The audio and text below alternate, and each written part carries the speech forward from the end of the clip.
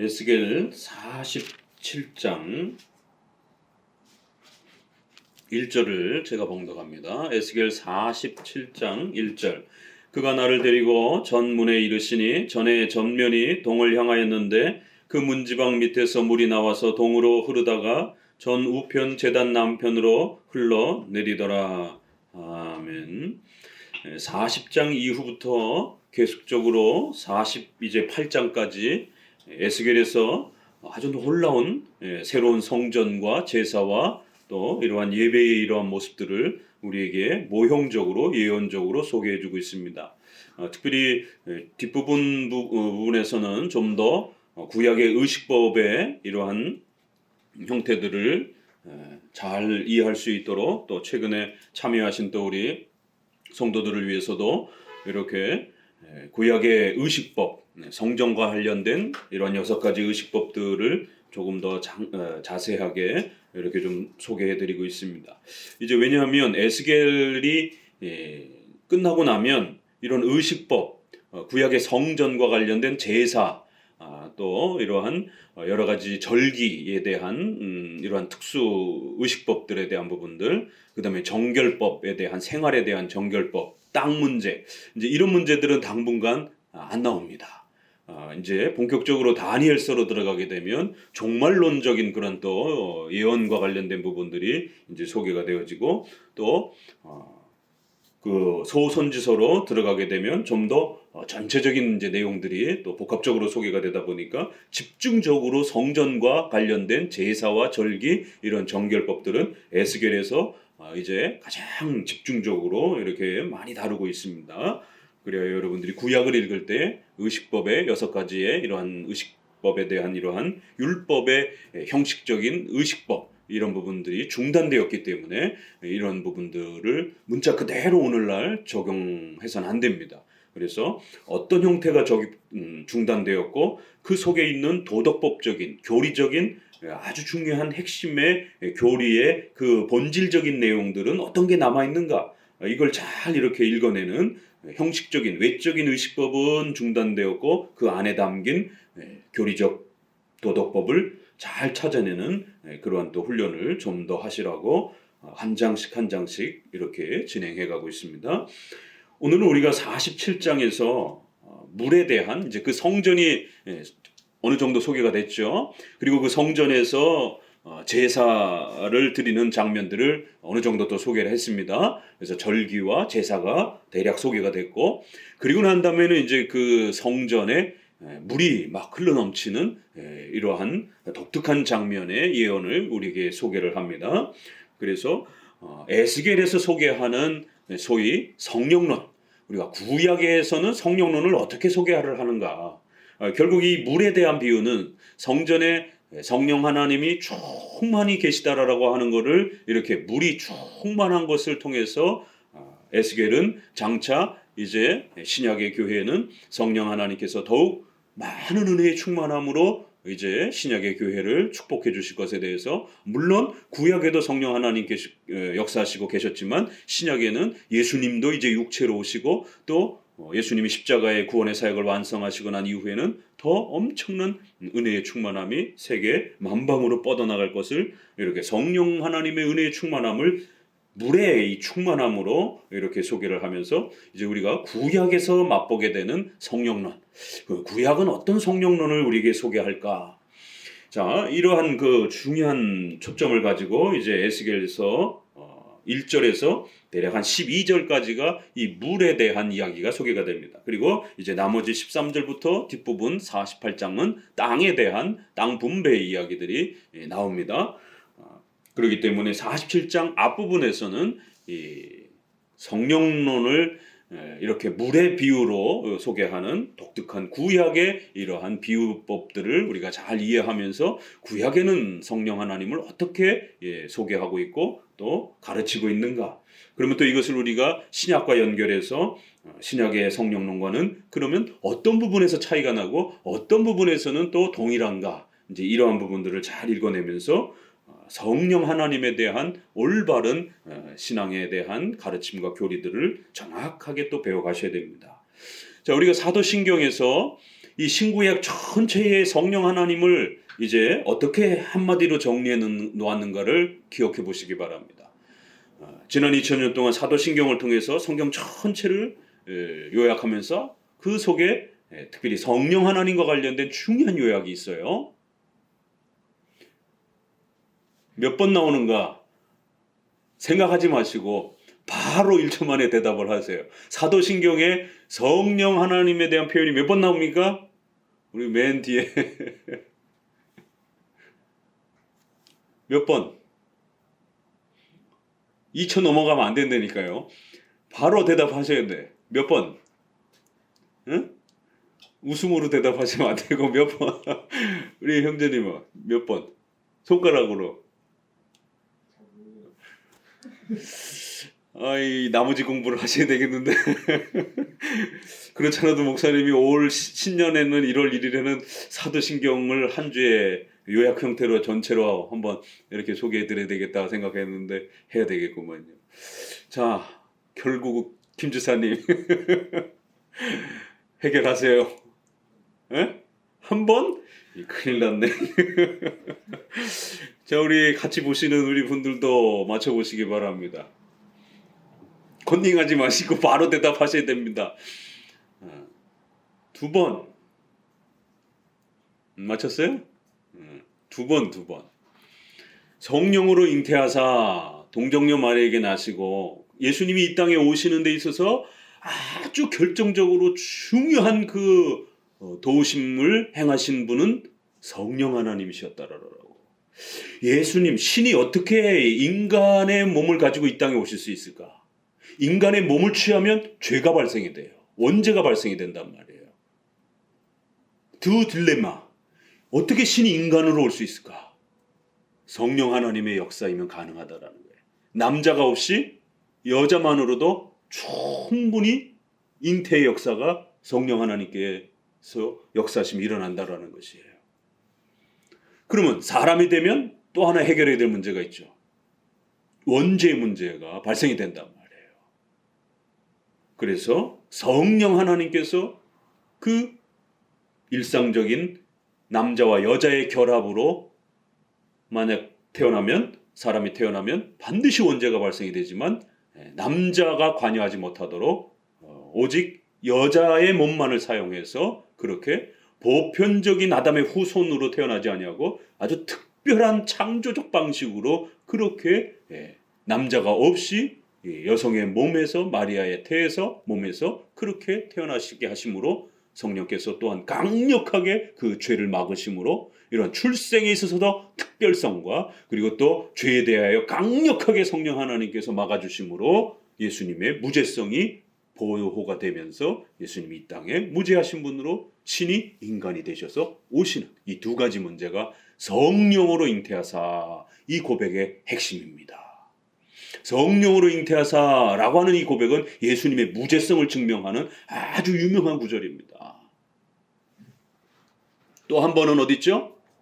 이제 맨 뒷부분에 가서 교회론을 다룰 때 이 교회 참 탈 많고 말 많고 참 별의별 사람들이 다 모이는 이 교회 단 하루도 이렇게 일치하지 못할 것 같은 이 참 다양한 사람들의 이 색깔들이 모인 이 교회 과연 이 공동체가 유지될 수 있을까 정도로 의심이 될 정도로 참 가지각색의 사람들 성격도 다 다르고 계층도 다 다르고 신분도 다 다르고 이러한 사람들이 과연 예배의 그 순서에 일치나 이룰 수 있을까? 예배나 드릴 수 있을까? 이렇게 예배 드리자 저렇게 예배 드리자 내가 앞자리에 앉아야 된다 내가 앞자리에 앉아야 된다 내가 설교해야 된다 내가 기도해야 된다 싸우거나 있지 않을까? 과연 저 사람들이 예배드리는 그 순서 하나조차도 일치할 수 있을까?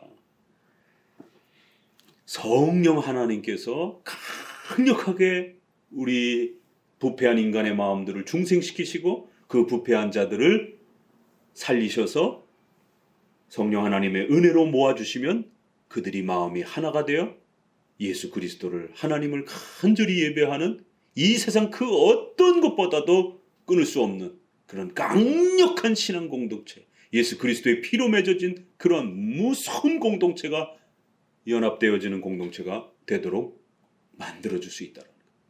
그래서 그 교회는 사람이 그냥 자기 발로 터덕터덕 걸어 나오는 것 같지만, 여러분들이 우연찮게 교회를 찾아온 것 같지만, 거기에는 전 우주 만물을 창조하시고 다스리시고 운행하시는 성령 하나님의 불가항력적 은혜.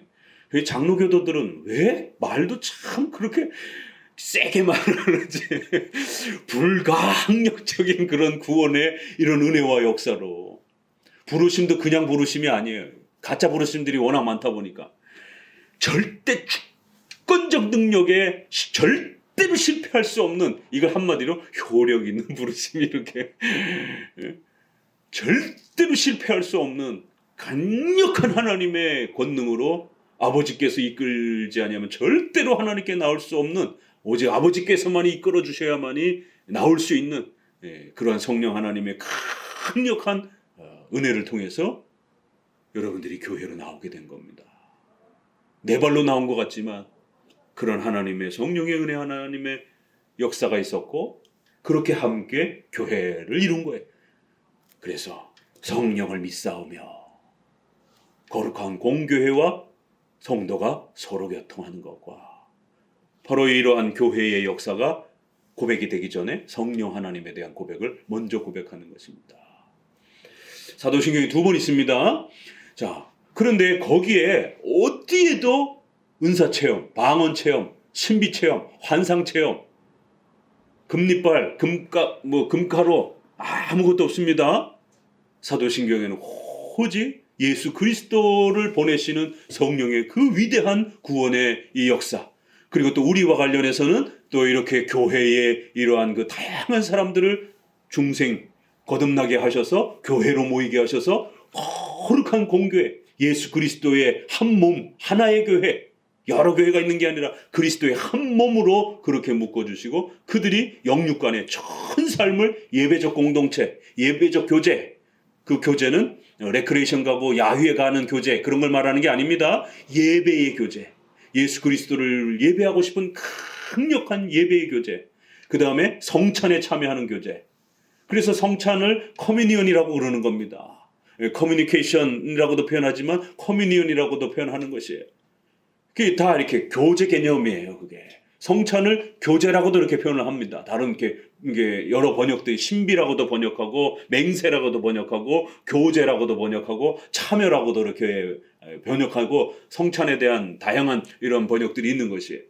그게 성찬의 교제, 그 다음에 권징, 같은 법 아래에서의 교제, 그 다음에 성도들의 영육 간의 물질적인 또 섬김과 나눔, 이러한 4가지를 진행하는 것이 바로 교회다. 이게 가능하게 되는, 그래서 사도행전에 보게 되면 자기의 재산을 팔아서 가난한 자들에게 주라라고 하는 바나바와 같은 그런 어마어마한 헌신의 역사들이 가능한, 이 세상에서 절대로 그런 일이 쉽게 일어나지 않죠. 어쩌다가 일어난다 할지라도.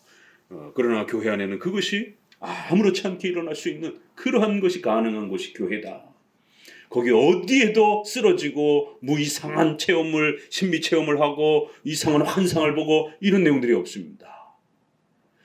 자, 그리고는 웨스민스터로 넘어왔을 때도 여전히 웨스민스터에서도 1장에 성령 하나님과 관련해서 우리가 추적해 보게 되면, 이제 구약에 역사하셨던 그러한 특별한 그러한 환상, 체험, 계시의 수단들, 선지자가 이렇게 계시를 하나님으로부터 받을 때는 환상, 꿈, 여러 가지 기적, 이런 걸 통해서, 수단을 통해서 하나님의 계시를 받는단 말이에요.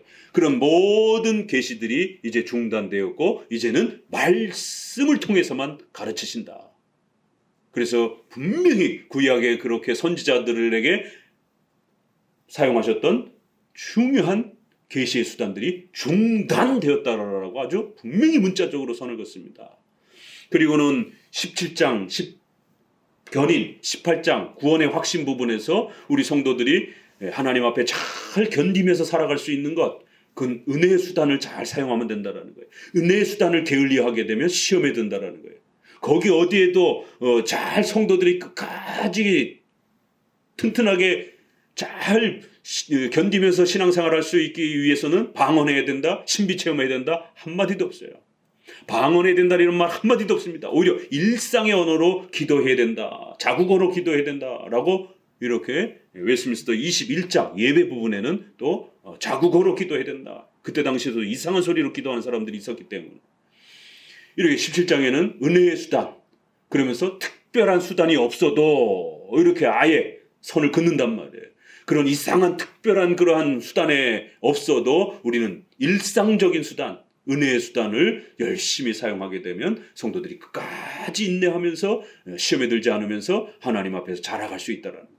18장에도 역시 통상적인 수단을 잘 사용하게 되면 구원의 확신을 늘 즐겁게 그렇게 하나님 앞에서 유지하며 살아갈 수 있다라는 것이에요. 이게 다 구약에서 성령 하나님이 특별히 사용했던 그런 수단들이 중단되었다라고 하는 아주 중요한 표현이에요. 그런데 이런 웨스트민스터가 1903년 미국의 결국 회중파 이러한 계열의 사람들에 의해서 왜 목사님이 자꾸 회중파에 대해서 이렇게 경계를 하냐면 회중파는 이단이나 감리교 같은 이런 좀 더 복음주의적인 이런 수준은 아닙니다. 오히려 감리교보다 훨씬 더 우수한 그런 하나의 교파입니다. 넓게는 우리 개혁주의를 함께 또 바라보고 있는 그런 동료이기도 합니다. 그러나 감리교보다는 우수할지라도 항상 역사 속에서 개혁주의를 함께 바라보다 보니까 감리교는 장로교를 이렇게 공격하는데 별로 그렇게 많이 이렇게 충돌이 없어요. 그런데 오히려 이 회중파의 많은 분들이 장로교의 이러한 자리를 위협하고 결국 장로교회의 이러한 예배적 질서와 교회 정치적 질서들을 무너뜨리는데 가장 가까이 많은 어떤 위험한 역할들을 더 많이 이렇게 한 그런 아픔들이 있습니다.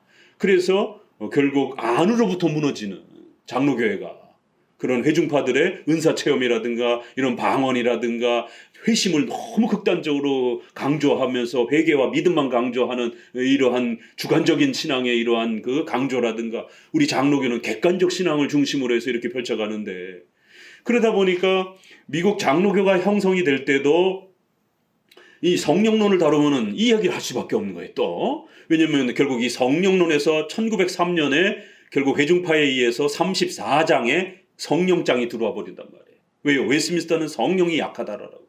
성령론에 대해서 너무 약하다라고. 그럼 뭐가 약하느냐? 뜨거운 오순절파와 같은 그런 강렬한 은사체험과 그런 영적 체험과 경건주의와 같은 그런 강렬한 회심 체험이라든가 믿음 체험이라든가 이런 뜨거움이 없다라는 거예요.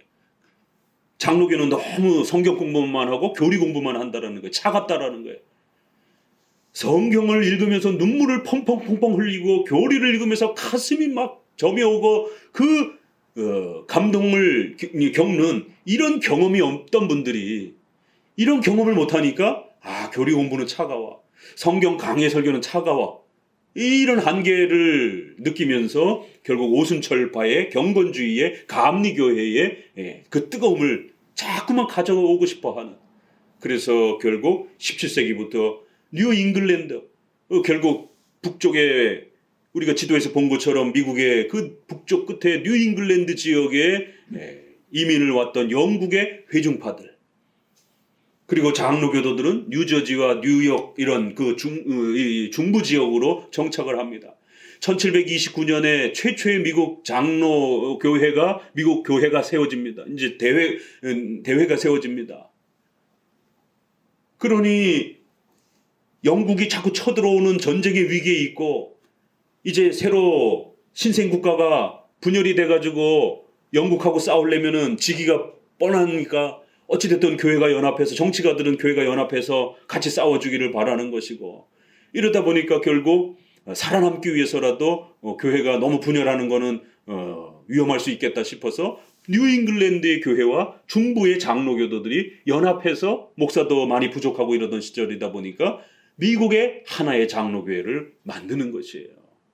우리나라에 4개의 장로교회가 들어왔다가 1907년에 최초의 첫 번째 노회가 만들어지면서 4개의 장로교회가 하나의 한국 조선 예수교 장로교라고 하는 것을 만들지 않습니까? 그런 것처럼 미국도 각자 이민을 왔다가 이제 미국 장로교회로 하나로 뭉치기 시작하는 것이에요. 그럴 때에 웨스트민스터 서약 문제가 싸움이 됐고 결국 1729년 그 대회 때에 뉴잉글랜드 쪽에서는 웨스트민스터는 좋긴 하지만 서약은 너무 강제적이다. 자유롭게 해석하도록 자유를 줘라. 그러나 스코틀랜드와 아일랜드 계열에서 이민 온 사람들은 웨스트민스터에 목숨 걸고 서약을 해야 된다. 이건 우리 해석의 표준이다. 그러나 이쪽 영국 쪽에 온 사람들은 영국은 주로 존 오웬이라든가 이렇게 사역한 것처럼 회중파들이 많이 사역했단 말이에요. 그러다 보니까 영국에서 온 사람들은 주로 회중주의, 독립파주의자들이 많았고 장로교도들은 많지 않았습니다. 그러다 보니까 첫 미국 장로교회가 수립이 되면서부터 북쪽은 웨스트민스터를 아주 거북스러워하는 그런 회중파의 방식. 스코틀랜드와 북아일랜드 계열의 장로교에서 임해 온 사람들은 철저히 웨스트민스터를 서약하고 싶어했던 그러한 고백. 결국 뉴 잉글랜드가 속을 썩이면서 결국 이런 장로교회의 웨스트민스터를 서약하고 웨스트민스터 중심으로 성경 해석하면서 장로제도 아래서 목회를 하고 싶어했던 이런 부분들에 대해서 굉장히 브레이크를 거는. 그래야 결국 1729년에 합의를 했지만 1750년, 40년 넘어가서 결국 분열이 됩니다. 그래서 중부 지역의 이 장로교를 중심으로 해서 다시 철저하게 서약해야 된다라는 쪽으로 노예의 법률을 조건을 바꿔버립니다. 뉴잉글랜드의 부분들을 거절해버리고 겨우 합의가 된 게 서약은 한다. 그러나 정 서약을 못하는 조항들이 있다라면 그건 노예가 판단한다. 이렇게 서로 합의를 한 거예요. 그래서 그 정 서약하지 못하게 하는 게 신앙의 본질에 해당이 되는 거면 목사 한 수 주면 안 되고 적어도 결혼, 국가론 이런 생활과 관련 부분에서 어떤 부분에서 절대로는 이 부분 서약 못하겠다라고 하면 그게 우리 신앙의 본질에 해당이 되지 않는다고 판단되어도 그러면은 노예가 안수질 수 있다. 그 노예가 알아서 하도록 한다. 뉴잉글랜드에 절대로 서약 못하겠다는 사람 어떻게 할 거냐 이제 이런 부분에 대해서 그럼 우리 장로교는 웨스트민스터 서약 못한다라면 목사 안수 못 준다. 이제 이런 입장이었지만 이걸 33개 다 서약해야 되느냐 이제 이렇게 자꾸 따지기 시작하면서 아니 한두 개 서약 못한다고 그러면은 목사 안수 못 주냐 이제 자꾸 이러다 보니까 좋다 그러면 그 한두 개가 신앙의 비본질에 해당이 되는 거라면 그 노예가 결정하도록 하는 이렇게 합의 조건을 했는데 그것도 한 20년 뒤에 결국에는 파괴가 되고 장로교는 장로교대로 33개 엄숙하게 서약한다라고 결정을 하고 뉴잉글랜드는 뉴잉글랜드대로 우린 서약 의무가 없다라고 이렇게 넘어가 버립니다. 그래서 분열이 돼 버립니다. 그리고 또 전쟁 때문에 어쩔 수 없이 또 이렇게 잠시 또 연합을 하기도 합니다. 그러니까 미국 장로교회가 자리 잡던 그 초창기부터 이 성령론.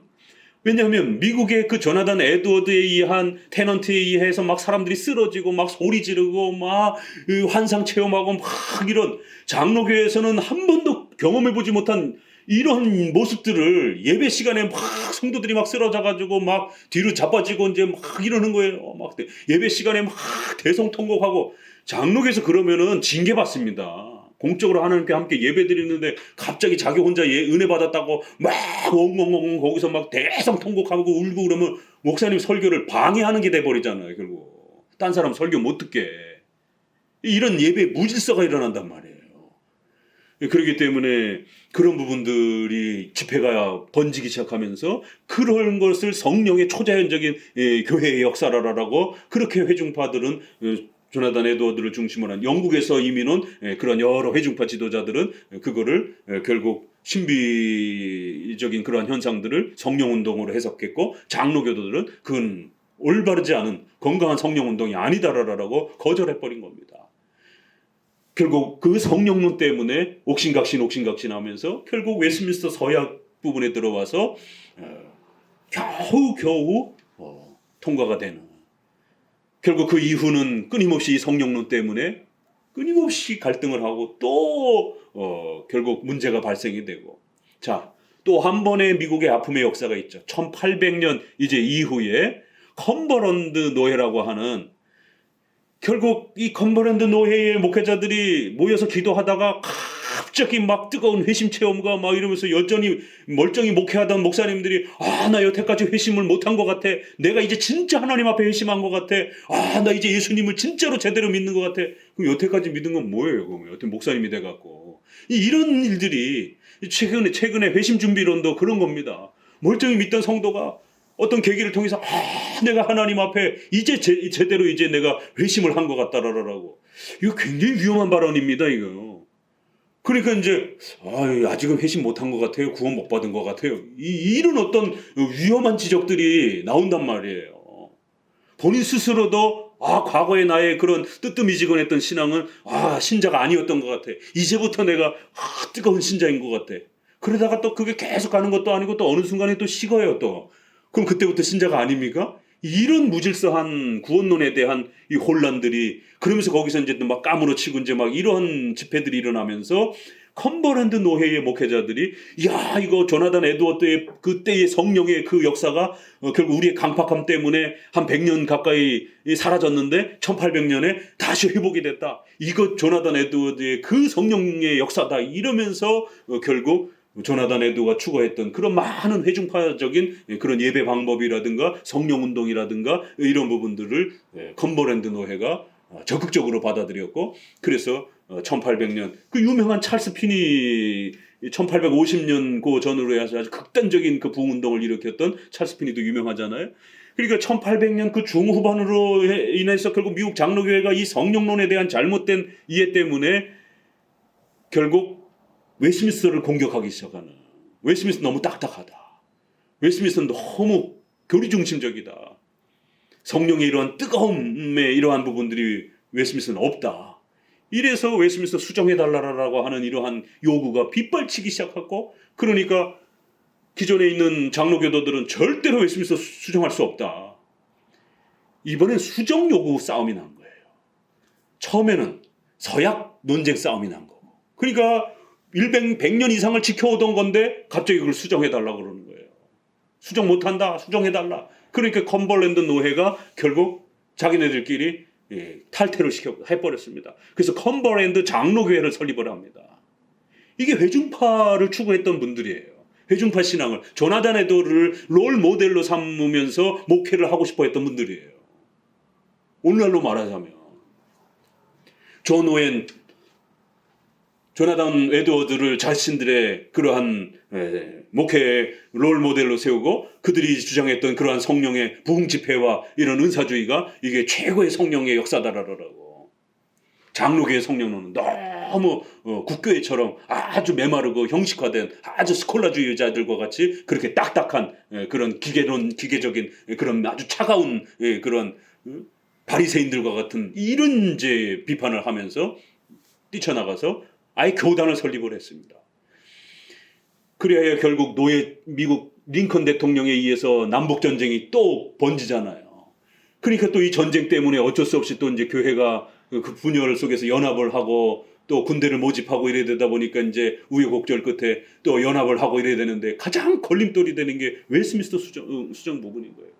그래서 1800년 후반부부터는 계속해서 웨스트민스터 수정해달라고 요구를 하고, 그래야 급기야 1903년에 워필드, 핫지, A.I. 핫지, 메이첸 이런 기라성 같은 분들이 살아계셨을 때에 웨스트민스터가 수정이 되는 거예요. 그래서 워필드는 눈물을 흘리면서 절대로 웨스트민스터 수정하면 안 된다. 총회에 아무리 하소연하고 아무리 외쳐도 다수결 투표로 결정을 하다 보니까 처음에는 100대 10개, 100대 20 해마다 요구가 올라오니까 100대 30 이러다가 결국 나중에는 51이 찬성적으로 돌아서기 시작하면서 결국 49로 밀리기 시작하고, 그래서 1903년에 최종적으로 성령장이 들어오고 마지막 35장은 모두가 다 구원받는다라고 하는 예정론을 파괴하는 알미니안주의 구원론이 들어오고 34장은 오순절 성령론이 들어오는, 그래야 수정된 웨스트민스터가 35개 조항이 만들어지면서 컴버랜드 장로교회가 1904년에 연합하는 겁니다. 그래서 PCUSA가 미국의 최대 장로교회가 만들어진 겁니다. 그리고는 1927년에 메이첸을 쫓아내고 프린스턴 신학교에서 결국 그 이후에 자유주의 신앙 다 받아들여서 결국 여자 목사 받아들이고 동성애법 받아들이고 차별금지법 받아들이고 완전히 그냥 오늘날 뭐 기장보다도 더 심각한 형태의 미국의 완전히 자유주의화된, 성경도 믿지도 않고 예수님의 신성도 믿지도 않고, 이런 그 성령에 대한 잘못된 이해 때문에 항상 역사 속에 미국 장로교회는 이 두 큰 사건, 한 번은 뉴 잉글랜드의 이 목회자들 때문에, 컴버랜드 노회의 목회자들 때문에. 그래서 우리 장로교는 이 뉴 잉글랜드의 신학을 그렇게 썩 좋게 평가하지 않습니다. 근데 한국에서 뉴 잉글랜드의 이 신학을, 그리고 난 다음에 회중파들이 1620년 메이플라워를 타고 그 뉴 잉글랜드로 온 거예요. 우리가 그 추수감사절 얘기할 때마다 이야기하는 메이플라워. 그리고 그들이 한 100년 이상 정착을 했고, 결국 거기에서 조나단 에드워드가 1700년 넘어서면서 이제 제2의 회중파의 꽃을 피우는 겁니다. 거기가 뉴 잉글랜드예요. 그리고는 3차 뉴 잉글랜드의 처음에는 메이플라워 회중파들 영국에, 그다음에 1700년에 조나단 에드워드, 그리고 난 다음에 1750년 이후에 조나단 에드워드가 죽은 다음에 결국 조나단 에드워드의 아들, 그 다음에 나다네엘 테일러, 뭐 티모시, 이런 사람들에 의해서 소위 미국의 처음 자유주의 학파가 형성이 됩니다. 뉴헤이븐 신학이라 해서 신신학파라라고 이렇게 부르는데, 그들을 뉴 잉글랜드 신학이라고 이렇게 우리가 신학적으로 말합니다. 조나단 에드워드의 제자들이고 아들이에요. 그래서 원죄를 부정하고 이런 일들이 벌어지기 시작합니다. 미국의 자유주의가 태동이 되는 거예요. 이 뉴 잉글랜드 신학은 이렇게 복잡합니다. 성령론에 대한 그 갈등 때문에 그 부흥주의와 은사주의에 대한 이것도 어지럽고, 조나단 에드워드의 제자들인 그 그룹들이 결국 미국의 최초의 자유주의 그룹을 형성을 하는, 그래서 뉴 잉글랜드 신학 이러면 조나단 에드워드의 그 성령 부흥주의와 관련된 게 하나가 있고, 뉴 잉글랜드 신학 이러면 자유주의를 말합니다. 그 아들과 제자들에 의한 뉴헤이븐 신학파들을 말할 때 뉴 잉글랜드 신학이라 그래요. 통상일이 신학 그 책에서는. 이렇게 뉴 잉글랜드 신학은 굉장히 이렇게 건전하지 않은, 물론 거기에는 장로교와 또 복음주의적 이런 내용이 있습니다. 그렇지만 건강하지 못한, 이렇게 더 체계적이지 못한, 장로교처럼 더 이렇게 건강하고 체계적이지 못하다 보니까 많은 혼란들이.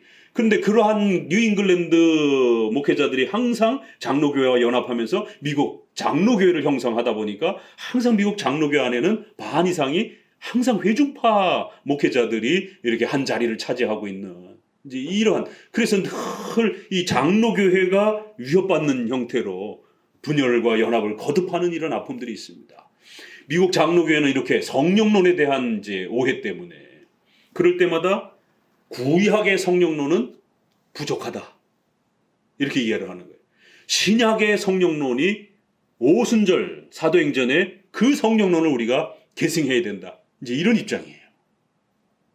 그러다 보니까 어떤 일이 벌어지느냐면, 그러면 구약의 성령론이 없다라고 하는 이런 아주 극단파도 나오고, 부족하다, 있기는 있는데 부족하다, 이런 파도 나오고요.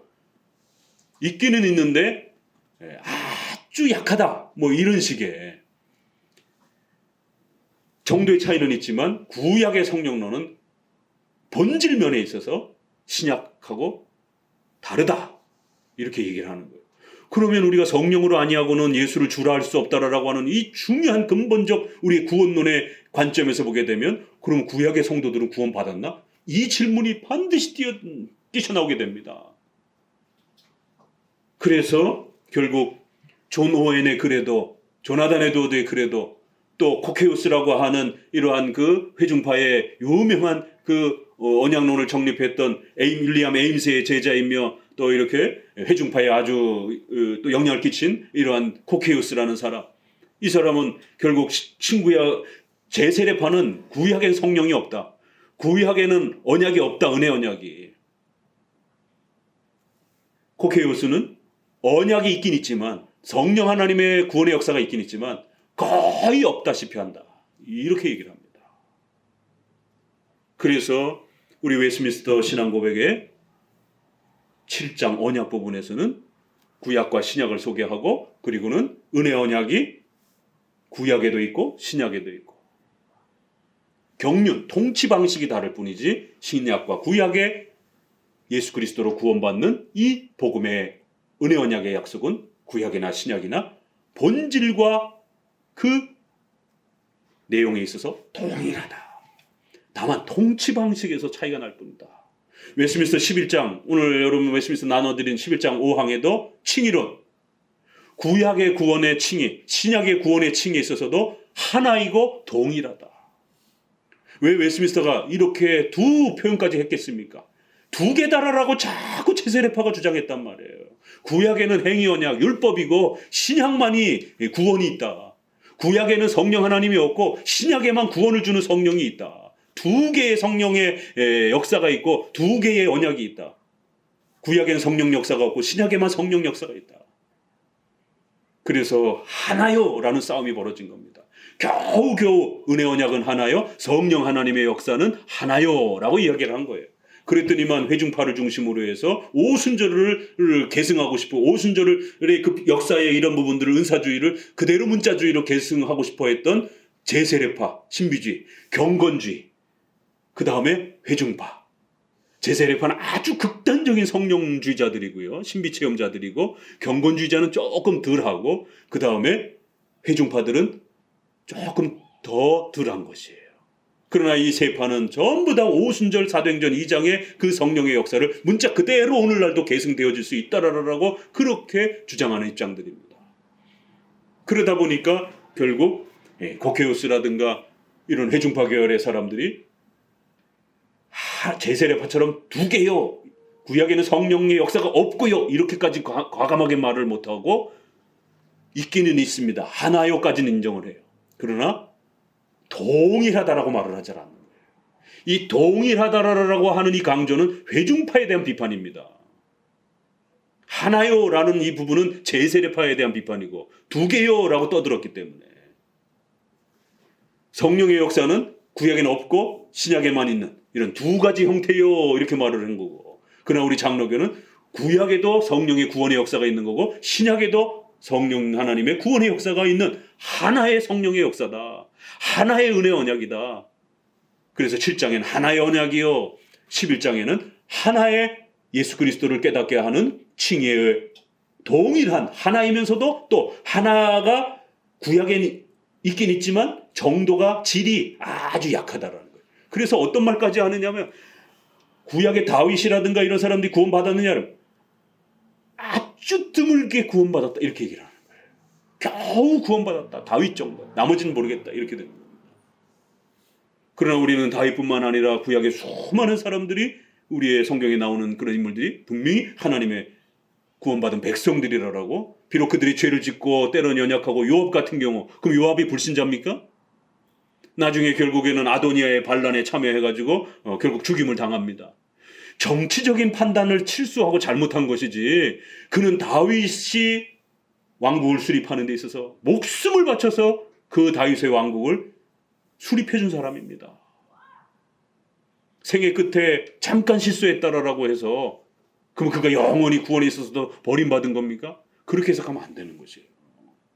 그건 정치적 실수예요. 미국 크로멜 전쟁의 그 남북 영국의 그 찰스와의 전쟁 속에서도 스코틀랜드와 또 영국에도 찰스 왕에 대한 처형 부분들을 어떻게 할 것인가에 대해서 정치적 판단들이 서로 달라가지고, 어제까지만 해도 동료했던 사람들이 정치적인 입장이 다른 선에 서가지고 크로멜에 의해서 다 죽임을 당하기도 하고,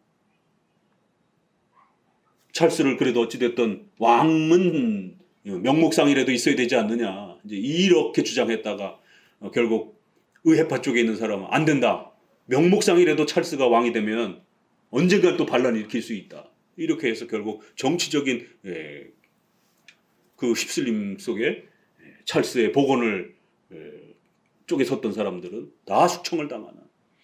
그럼 그 사람들이 구원 못 받은 거예요? 그렇지는 않죠. 정치적인 판단을 그 시대에 달리 했을 뿐인 것이에요. 이런 부분에서 결국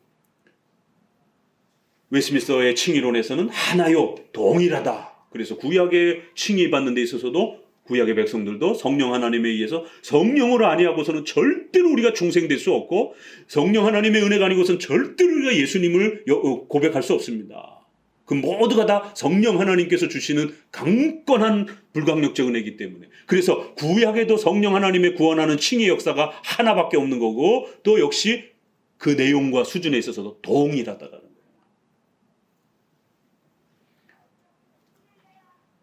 히브리서 10장 마지막 절에, 11장 마지막 절에 구약에 있는 사람들은 약속은 받았지만 보증은 받지 못했다. 이런 표현들을 결국 회중파들이 잘못 읽어내면서, 봐라, 약속은 있지만 강력한 보증은 받은 건 아니다. 인침, 구원의 그런 강력한 확실성을 받은 건 아니다. 그저 약속만 받은 것이다. 이게 코케우스부터 시작해서 뒤로 회중파가들이 뒤로 갈수록 회중파들의 설교들에 보게 되면 대부분 그런 인식들입니다. 하나이긴 하지만 오늘 신약처럼 성령의 그런 구원의 역사가 동일한 형태로, 보증을 받은 형태로 이루어지질 않는다. 왜 로이드 존스는 로마서의 이런 부분들도 그렇고 이 세례를 1차 물 세례는 그저 표시일 뿐이다, 그저 약속일 뿐이다, 그러나 구원의 보증은 아니다라는 거예요. 인침은 제2의 성령 세례로 받아야 된다라는 거예요. 우리는 웨스트민스터의 세례는 은혜 언약의 외적 표시요, 내적인 구원의 보증, 인침이라는 거예요. 내가 하나님의 백성이 되었다라고 하는 강력한 보증서라는 겁니다. 외적인 표시이기도 하고. 그런데 로이드 존슨이 이걸 둘로 나눠 가지고 물 세례는 그저 외적 1차 세례일 뿐이고 보증은 받은 건 아니라는 거예요. 이거 바로 히브리서 11장에 대한 오해 때문에 그렇습니다. 그러면 우리 히브리서 11장 좀 보고 가셔야 되겠네요. 워낙 중요한 부분이니까 이 부분을 봅시다 한번.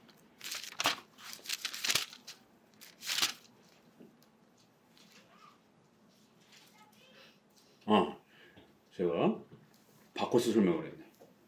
증거를 받았으나 약속을 받지 못하였다. 수정합니다.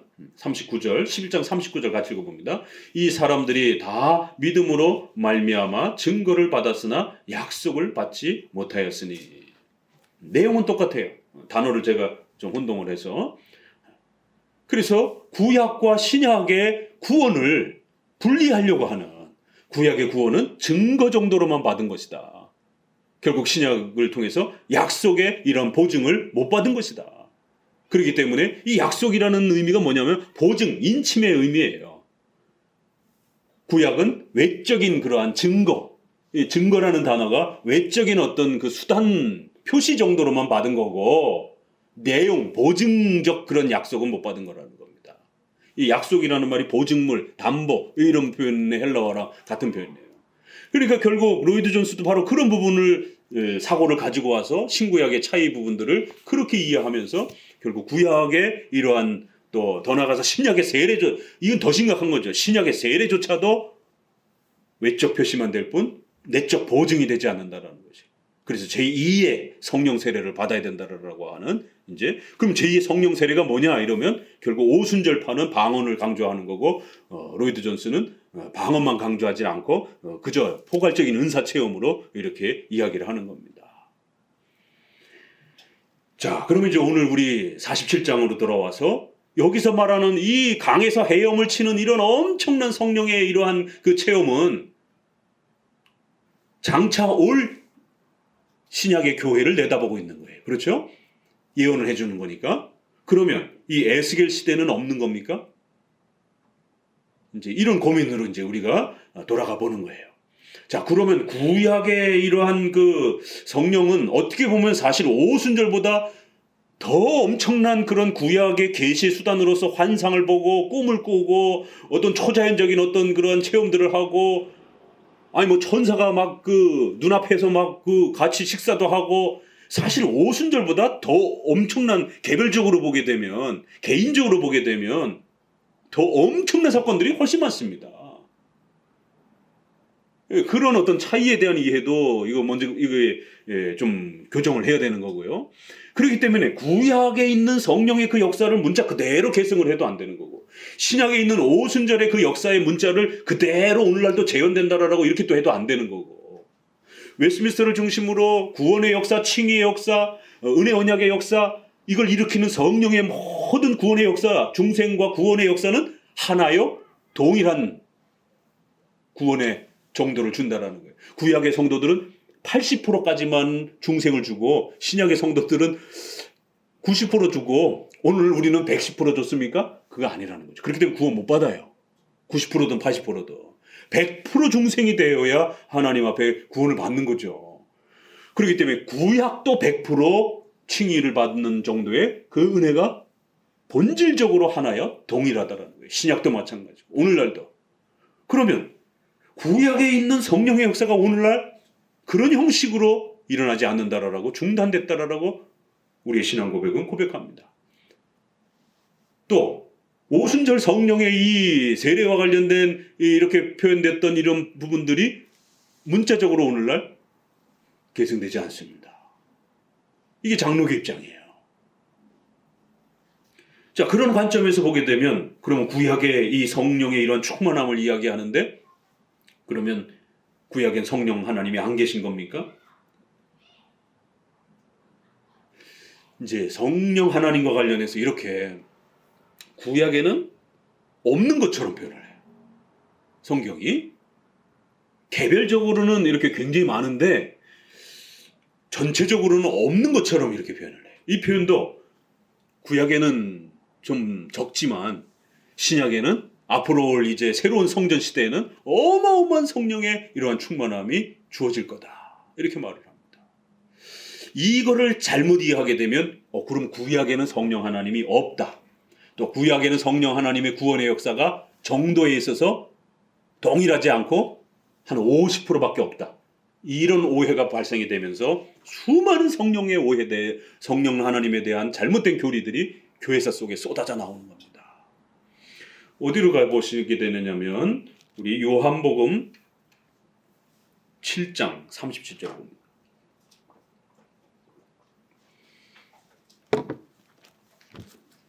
요한복음 7장 37절.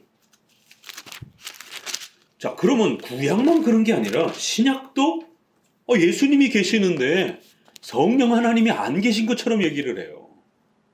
7장 37절부터 읽어봅니다. 시작. 명절 끝날 곧 큰 날에 예수께서 서서 외쳐 가라사대 누구든지 목마르거든 내게로 와서 마시라. 나를 믿는 자는 성경의 이름과 같이 그 배에서 생수의 강이 흘러나리라 하시니 이는 그를 믿는 자의 받을 성령을 가리켜 말씀하신 것이라. 예수께서 아직 영광을 받지 못하신 고로 성령이 아직 저희에게 계시지 아니하더라. 그렇기 때문에 우리가 성경을 교리적으로 잘 읽어내야 된다는 게 바로 이런 겁니다. 왜냐하면 성경은 문자를 기록하는 방식에 있어서 인간의 언어를 사용하기 때문에 비유법, 상징법, 과장법, 대조법, 수많은 그러한 문법적인 어떤 기법들을 쓰기 때문에 문자라고 해서 그 문자 그대로를 그 직역하는 형태로 읽어내서는 안 된다라는 거예요. 전체적인 그 의미를 파악하면서 그 내용을 파악하면서 그 내용의 본질이 무엇인지를 결론을 내리면서 읽어내야지 그 단어 한 글자의 모든 거를 이렇게 집중하면서 액면 그대로 문자주의 형태로만 들어가게 되면 여기 보세요. 성령이 안 계시잖아요. 예수님이 계시는데도 예수님의 제자들, 사도들 다 구원 못 받았어요. 이런 관점이라면 이게 실제로 제세례파들이 해석한 겁니다. 이제는 신약과 구약의 싸움이 아니라 오순절과 오늘날의 싸움인 거예요. 그래서 오순절에 성령 하나님이 계시다라는 거예요. 그전에는 성령이 안 계시다라는 거예요. 이런 싸움도 신약에서도 예수님 시대와 세례요한 시대와 사도들 시대와 오순절 사도 시대하고는 다르다라는 거예요. 또 그것도 구별을 하는 거예요. 그리고는 이제 오순절 시대부터 오늘날까지 이어진다라는 거예요. 그러나 우리는 모든 시대가 은혜 언약의 하나요. 그 은혜 언약을 이루시는 구원의 칭의 역사도 하나라는 것이. 그렇지만 우리는 히브리서의 말씀을 따라 분명히 어떤 면에선 차이가 있다라는 거예요. 증거와 약속의 차이가 있다라는 거예요. 그 정도는 우리도 인정을 한다라는 겁니다. 장로교도. 그러면 그 증거와 약속이 뭐냐라는 거예요. 그건 회중파는 외적 형식 또 정도에 있어서 구약은 아주 작고 이렇게 접근을 합니다. 그러나 우리 장로교는 경륜의 차이, 하나님의 섭리의 방식의 차이, 구약에는 미성숙한 교회, 유아교회, 청소년 교회, 이 미성숙한이라는 걸 그렇게 표현하는 겁니다. 아직 예수님이 오시기 전이었고, 그래서 구약에는 제사와 성전과 절기와 이런 외적인 보조도구들을 훨씬 더 많이 보조도구로 사용하면서 신앙을 교훈하는 그런 시대였단 말이에요. 그렇게 하나님이 그들을 어린아이 대하듯이 그렇게 통치하셨다는 거예요. 왜요? 아직은 예수님이 오시지 않았기 때문에. 육체로 오시고 십자가에 죽으시는 이 결정적인 구원의 역사가 펼쳐지진 않았기 때문에 구약에는 장차 예수님이 오실 것이고 또 십자가에 죽으시고 부활하실 것을 모형적으로 예언적으로 가르치는 시대였기 때문에 많은 보조도구를 사용하셔서 그렇게 하셨다는 거예요. 그러나 예수님을 통하여 구원받고 성령 하나님의 은혜로 우리가 중생되고 이건 다 동일하다는 거예요. 다만 그거를 깨닫는 데 있어서 많은 보조도구들이 구약에는 훨씬 더 많이 필요하다는 거예요. 그러니까 외적인 경륜, 외적인 통치 방식, 외적인 하나님의 교회를 다스려가는 보조수단들이 구약에는 훨씬 더 복잡하고 훨씬 더 많아요. 그거 정도의 차이가 있다는 건 우리는 인정하는 거예요. 그래서 그런 거를 증거의 차이라 이렇게 말하는 거고, 신약에는 예수님이 오셔서 좀 더 그것이 완성되고 성취되어서 명확하게 드러나는, 그래서 이거를 분명성의 차이다라고도 이렇게 표현하기도 합니다. 구약에는 좀 더 많이 이렇게 어린아이들을 가르치는 대하듯이 많이 외적 보조수단을 사용했기 때문에 짐승의 피를 흘리고 이런 것이죠. 그리고 절기를 맞춰야 되고, 이걸 통해서 예수님이 우리를 위하여 피 흘려주셨다라는 것을 그렇게 가르쳤지만, 신약에서는 예수님이 십자가에 피 흘리심으로 아주 명백하게 드러났잖아요. 그런 드러남의 차이지 본질의 있고 없고의 차이가 아니라는 겁니다. 장로교는 이게 굳건한 겁니다. 은혜 언약이 하나요, 성령의 구원하는 역사도 하나다라는 겁니다. 다만 외적인 방식에서는 구약에는 선지자들에게 꿈도 주시고 천사들이 막 나타나갖고 사람 모습으로 나타나갖고 같이 밥도 먹고, 소돔과 고모라에서는 롯의 가족들을 막 끌고 나가고 막 이런 구약에 어떻게 보면은 신약의 그러한 그 형식보다도 구약의 이러한 그 형태가 훨씬 획기적인 어떤 그 성령 하나님께서 교회의 외적 보소 수단을 사용하시는 방식이 훨씬 강한 형태가, 그런 경험도 했어요. 구약 백성들은 홍해를 바다는 건너는 이런 부분들, 오병이어보다는 40년 동안 먹은 게 더 크지 않을까요? 비중면에서 그렇죠? 오순절 성령 사건을 너무 지나치게 강조하면 안 된다라는 겁니다. 그런 식으로 따지자라면 구약이 훨씬 더 셉니다.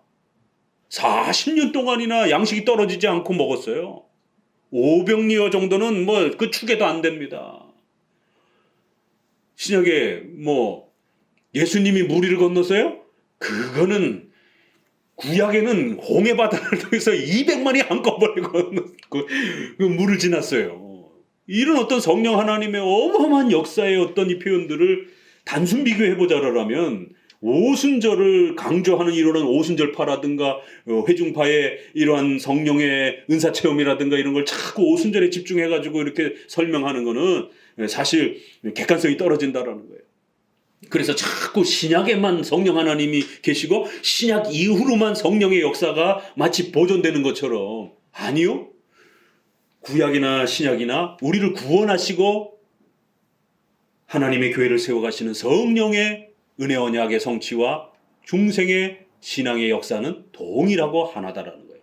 그럼 뭐가 차이가 나느냐? 구약에는 제사를 드려야 되는 거예요. 신약에는 예수님이 십자가에 죽으셔야 되는 겁니다. 예수님이 구약엔 죽진 않으셨어요. 여러 번 죽진 않습니다. 오늘날도 죽으시는 건 아니에요. 한 번만 죽으시는 거예요. 그렇죠? 그렇기 때문에 우리는 통상 다음에 이제 요엘서 한 번 할 때 오순절 사도행전을 한 번 더 설명하겠습니다. 우리는 통상 오순절 사도행전 2장 사건도 연속적인 성도들의 성화의 체험으로 준 게 아니라 바로 칭의와 관련된 우리의 중생과 구원의 위대함을 하나님이 완성하셨다라고 하는 단회적 사건.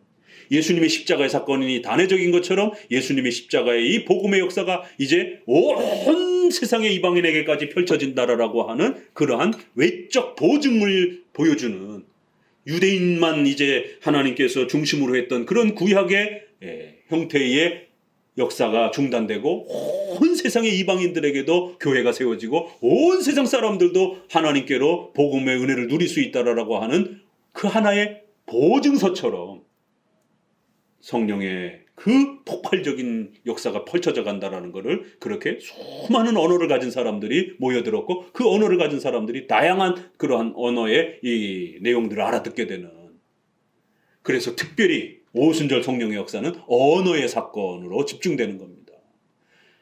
자, 그러면 만약에 구약을 그대로 재현하려고 하는 사람들은 성령 하나님은 무리야 이러는 거예요. 오순절에 집중하는 사람들은, 이제 은사 체험하는 사람들은 성령 하나님의 역사는 방언이야 이제 이렇게 가르잖아요. 그러나 구약을 강조하는 사람들은 봐라 에스겔의 무리야. 이게 어떻게 됩니까 이거? 이 물을 갖다가 막 끼얹고 그래야 막 이게 물에 젖어야 이게 막 왜 헤엄을 친다고 하니까 그래야 이게 성령 충만한 겁니까? 여기 분명히 물로다가 이거 우리는 비유라고 해석하지만 이걸 문자 그대로 해석하는 사람도 있단 말이에요. 오순절의 역사를 문자 그대로 오늘날 계승한다라고 주장하는 사람도 있으니까. 또 다른 법파들은 구약의 이 물 충만의 이런 부분들도 그대로 재현된다 그러면 이제 방언하면서 막 성령 충만 받았다라고 이러는 것처럼 이제 이 에스겔파들은 통상 이렇게 부릅시다. 사도행전파가 있고 에스겔파들이 있어요. 그래서 에스겔 성령파들은 저기 한강으로 물로다 자꾸 성도들을 끌고 가는 거예요. 자, 성도 여러분, 이제부터 우리 은혜 성령 충만 받읍시다.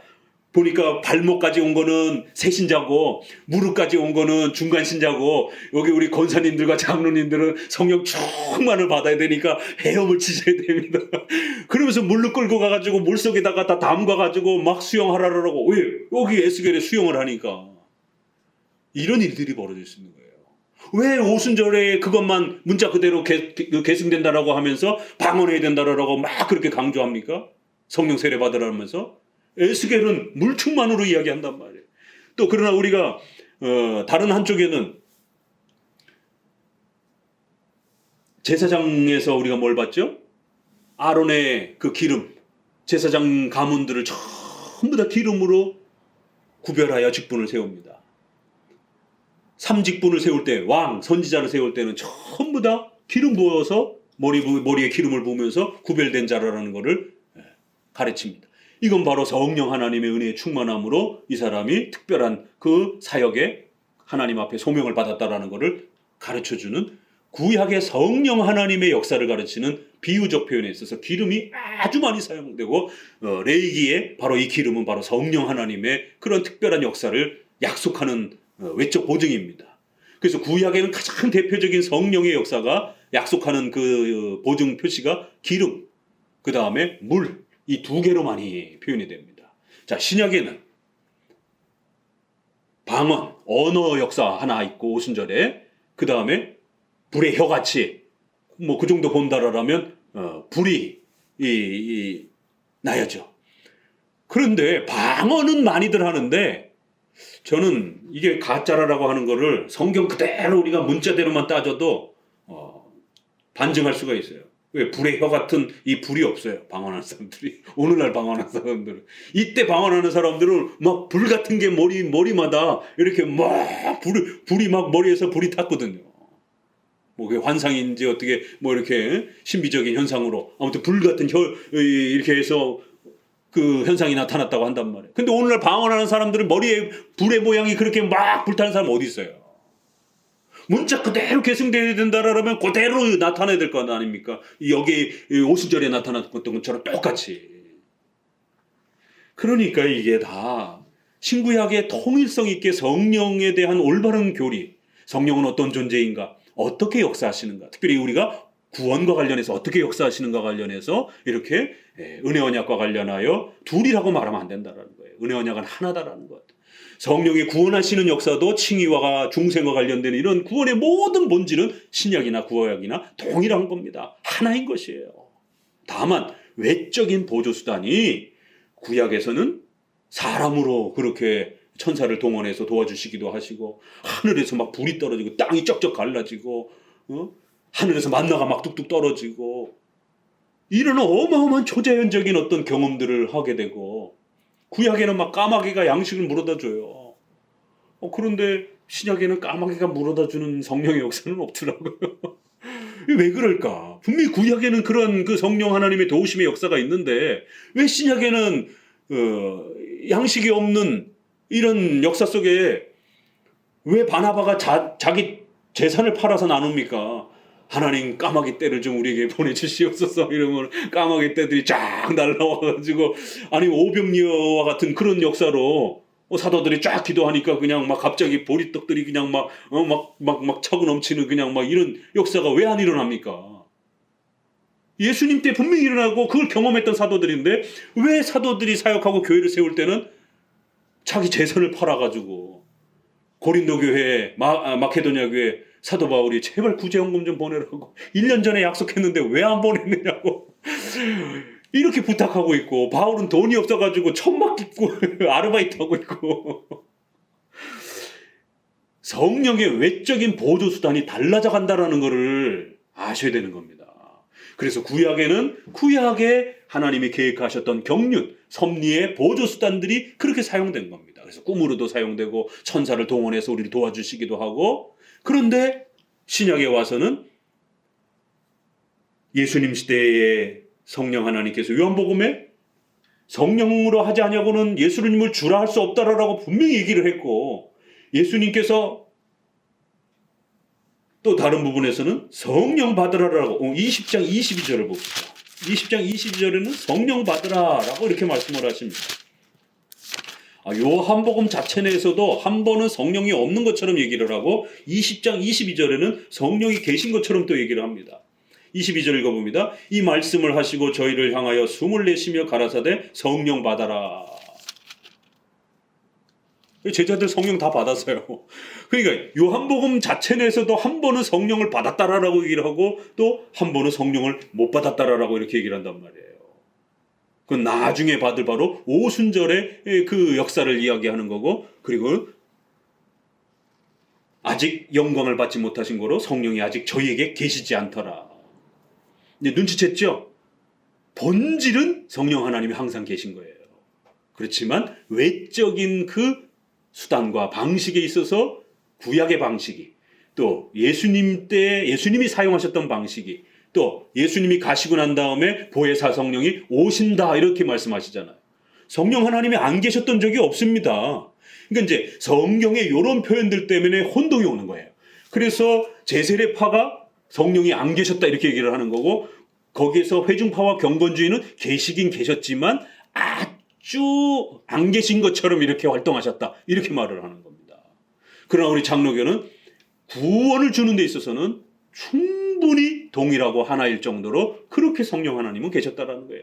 다만 두 가지가 다른 거예요. 구약은 외적 보조수단을 사용하는 데 있어서 굉장히 복잡합니다. 절기 지켜야 되고 제사 지켜야 되고 땅 지켜야 되고 정결법 지켜야 되고, 이런 모든 것들을 통해서 성령 하나님께서 또 도와주시고 또 놀라운 어떤 초자연적인 어떤 또 경험들이 개별적으로 일어나고,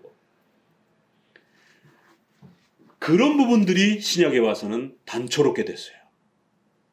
그런 면에서 성령 하나님의 역사가 차이가 난다는 거예요. 계시다 안 계시다. 외적인 그런 보조수단에서 구약에는 그런 걸 사용하셨다, 신약에는 안 사용하신다 이런 거예요. 신약의 오순절에 그때는 또 아주 특별하게 성령 하나님이 오신다 이렇게 말하는 거예요. 지금도 계시는 거예요. 십자가에 죽으실 때도 예수님이 계셨고, 성령님이 계셨고 도와주셨고, 예수님이 육체를 가지고 이 땅에 오실 때도 마리아의 태에 잉태하실 때 성령으로 잉태하사, 절대로 예수님 혼자 오신 게 아닙니다. 성령 하나님이 도와주심으로 그 역사가 일어나는 거예요. 예수님이 오시는 그 순간에도 성령 하나님은 계셨던 거예요. 성령 하나님은 삼일체 하나님이기 때문에 단 한 번도 이 역사에 안 계셨던 적이 없는 거예요. 안 계실 수가 없는 겁니다. 그러니까 성령님이 안 계셨다, 이런 사고와 발상 자체가 굉장히 위험한 해석입니다. 창세기에 하나님의 2절, 창세기 1장 2절, 하나님의 신이 수면 위에 운행하시느니라. 태초에 하나님이 천지를 창조하셨다라고 하고, 하나님의 신, 하나님의 영, 번역을 그렇게 하고 루아흐 이렇게 번역합니다. 성령 하나님을 표현할 때 구약의 가장 대표적인 히브리어.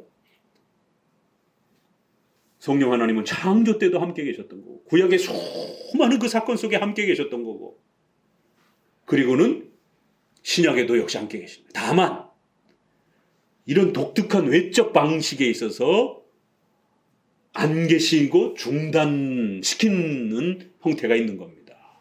그래서 예수님이 이 땅에 육체를 갖고 오실 때도 계셨고, 십자가에 죽으실 때도 성령 하나님이 함께 도와주셨고, 언제나 함께 하셨는데도 불구하고 내가 가면 성령 하나님이 다시 오신다, 이렇게 얘기를 하는 거예요.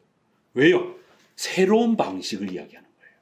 새로운 경륜을 이야기하는 거예요.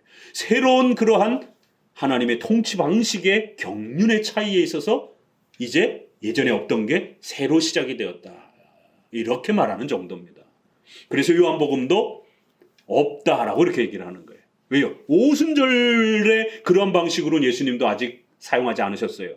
예수님도 유대인 중심으로 복음을 전파했지. 예수님이 십자가에 돌아가시고 난 이후에 온 세상 만방에 복음이 그때부터 펼쳐져 나가기 시작한 겁니다.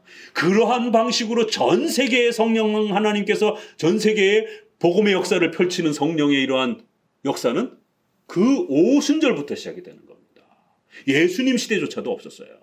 그렇기 때문에 예수님이 그런 방식으로는 아직 제자들에게 그러한 형태로의 성령의 역사는 아직 없다는 겁니다. 그렇지만 구원받고 성화되고 믿고 이러한 개별적인 그런 부분에서는 충분히 20장에도 성령 받으라라고 성령 다 주잖아요. 이미 벌써 있었던 거고, 이건 또 성령 충만함에 대한 그런 부분이에요. 예수님 제자들이 예수님 쫓아다닐 때는 이미 다 성령 하나님으로 그들이 예수님을 영접하고 다 쫓아온 겁니다. 예수님 영접 안 하고 어떻게 쫓아다니겠어요? 자기 가산 다 버리고 배 다 포기하고 베드로, 요한, 어떻게 그게 가능합니까? 그들이 예수님을 신으로 믿었기 때문에 주는 그리스도시여 살아계신 하나님의 아들이요, 이거 벌써 다 앞에 고백하잖아요. 그럼 그때 성령 하나님이 없던 겁니까? 다 성령 하나님의 도움으로 중생되어서 그렇게 고백한 거죠. 그런데 왜 20장에 뭘 또 성령 또 받으라고 그럽니까? 이건 또 성령 충만함을 또 이렇게 새롭게 부어해 주시는 것이. 그리고는 오순절에 또 다른 성령의 새로운 방식의 역사가 일어나는 거예요. 그래서 그러한 방식이 오순절에 주어졌고 거기에 중단된 겁니다. 왜요? 그건 단회적 사건으로. 그래서 오순절에 사도적 은사가 단회적이다라고 우리는 그렇게 얘기를 하는 거예요. 그러나 회중파와 이제 은사주의 오순절파는 그 오순절 사건이 연속적이다라고 이렇게 자꾸 해석을 하는 거고. 그럼 오늘 47장에도 역시 마찬가지로 이러한 성령의 충만함의 이런 부분들은 구약에도 있는데, 신약에 장차올 성령의 역사는 어떤 방식으로? 더 많은 전 세계의 복음이 펼쳐져가는 방식으로는 새로운 방식이라는 거예요. 그렇죠? 그리고 또 구약의 많은 복잡한 그러한 그 절차들, 그러니까 많은 사람들이 못 나오는 거예요. 제사 드리려면 줄 서서 기다려야 되잖아요. 그 좁은 공간에 어떻게 들어갑니까? 그러니까 그런 모든 구약의 이러한 제한된 방법들이 중단된다는 약속인 겁니다. 그래서 본인들이 거한 그 처소처소마다 목회자를 세우고 얼마든지 예배드리면서 은혜 충만함으로 구원의 역사들을 경험하는 그러한 형태로는 새로운 시대. 그건 구약에도 없었던 거죠.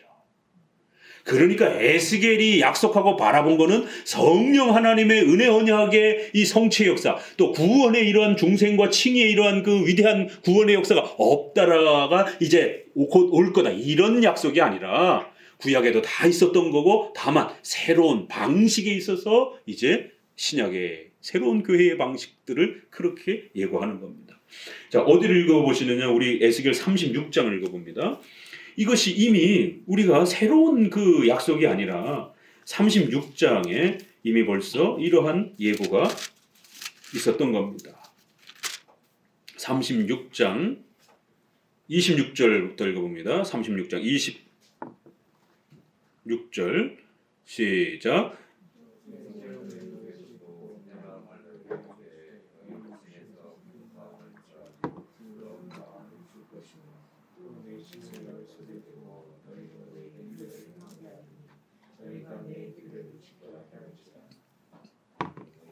네, 여기서도 벌써 그 마음이 강력하게 새로워지고 결국 하나님의 영을 더욱 강력하게 부어줄 것이고, 그래서 그들이 여기 보니까 은사 체험하고 이런 어떤 초자연적인 신비 체험하고 이런 걸 약속하는 게 아니잖아요.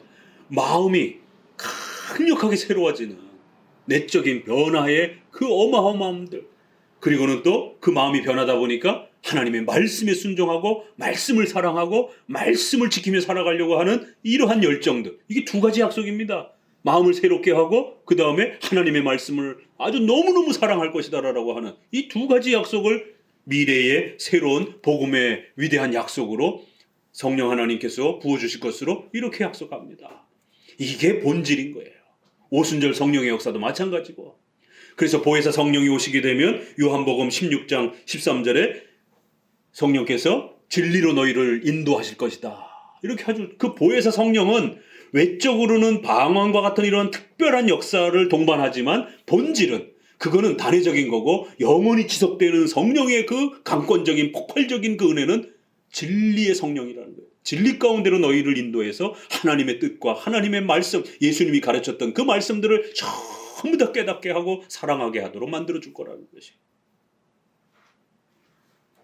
자, 그렇기 때문에 오늘 에스겔 47장에서 약속하고 있는 이 물에 충만한 이 비유는 결국 멀리는 오순절도 여기 들어있는 거예요. 외적인 특별 사건으로. 그러면서도 또 신약에 이렇게 구약의 제사와 이런 모든 부분들이 중단될 것이다라는 거.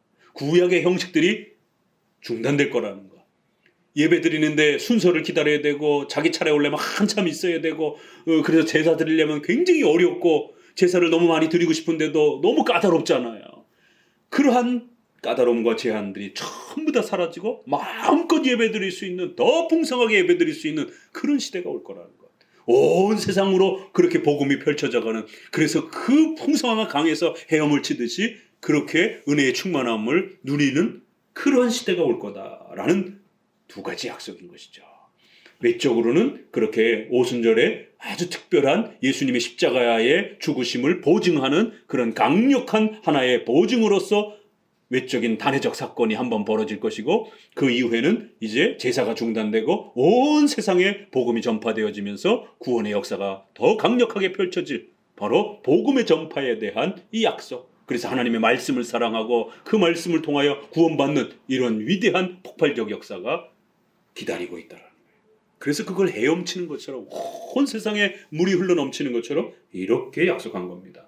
자, 47장으로 돌아와서 조금 읽으면서 이제 마무리합니다. 그래서 성전문으로 갔더니만 그 성전 문지방에서부터, 성전에서부터 물이 흘러내려오기 시작하는 거예요. 근데 남편으로 흘러가더니 또 나를 데리고 북문으로 갔는데 바깥길로 말미암아 꺾고 동양한 문으로 갔더니만 거기서도 물이 또 스며나오기 시작하는 거예요.